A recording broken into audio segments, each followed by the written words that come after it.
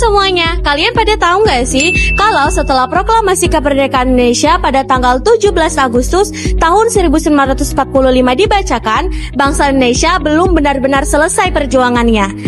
Merdeka bukan berarti bebas dari ancaman, bahkan setelah ini Indonesia menghadapi berbagai tantangan besar dalam mempertahankan kemerdekaannya dari upaya penjajahan kembali. Indonesia melakukan pertahanan dalam berbagai bentuk, seperti membentuk pemerintahan yang sah, melakukan diplomasi hingga ke luar negeri, mengambil alih kekuasaan Jepang, sampai melawan sekutu seperti Belanda. Nah, langkah pertama yang diambil bangsa Indonesia setelah proklamasi adalah membentuk negara dan pemerintahan Republik Indonesia melalui persidangan panitia persiapan kemerdekaan Indonesia atau PPKI pada tanggal 18 hingga 22 Agustus 1945. Melalui persidangan itu disahkan dan ditetapkanlah UUD 1945 dan Pancasila sebagai landasan dasar negara, serta diangkatnya lah Insinyur Soekarno sebagai presiden dan wakilnya Muhammad Hatta. Dengan keputusan itu menjadi landasan berdirinya pemerintahan yang berdaulat sekaligus menandai lahirnya tatanan baru bagi bangsa Indonesia. Namun perjuangan tidak berhenti di situ. Setelah proklamasi, pasukan Jepang masih berada di Indonesia karena belum sepenuhnya meninggalkan wilayah ini.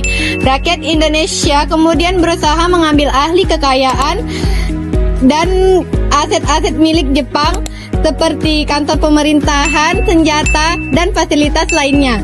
Meski sulit, semangat rakyat untuk mempertahankan kemerdekaan tetap menyala. Belum lama setelah itu, Indonesia menghadapi ancaman baru, yaitu kedatangan sekutu dan Belanda. Yang tujuan sebenarnya adalah mengembalikan kekuasaan Belanda di Indonesia. Rakyat Indonesia tentu tidak tinggal diam. Berbagai pertempuran besar pun terjadi di berbagai daerah.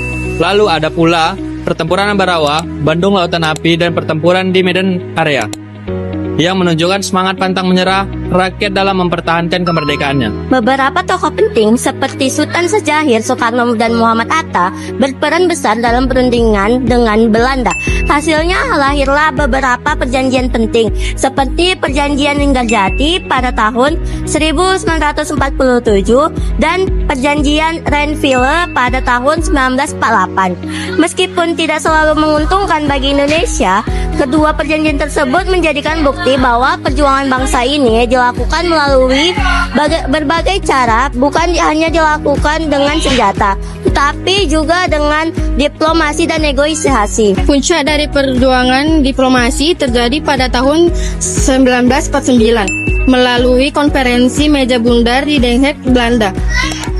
Dalam konferensi ini akhirnya Belanda mengakui kedaulatan Republik Indonesia pada tanggal 27 Desember 1949. Namun, bentuk negara Indonesia saat itu masih berupa Republik Indonesia Serikat. Perjuangan bangsa Indonesia ini mengajarkan kita bahwasannya kemerdekaan itu bukan hanya sebuah hadiah, tapi hasil dari persatuan dan perjuangan seluruh masyarakat Indonesia.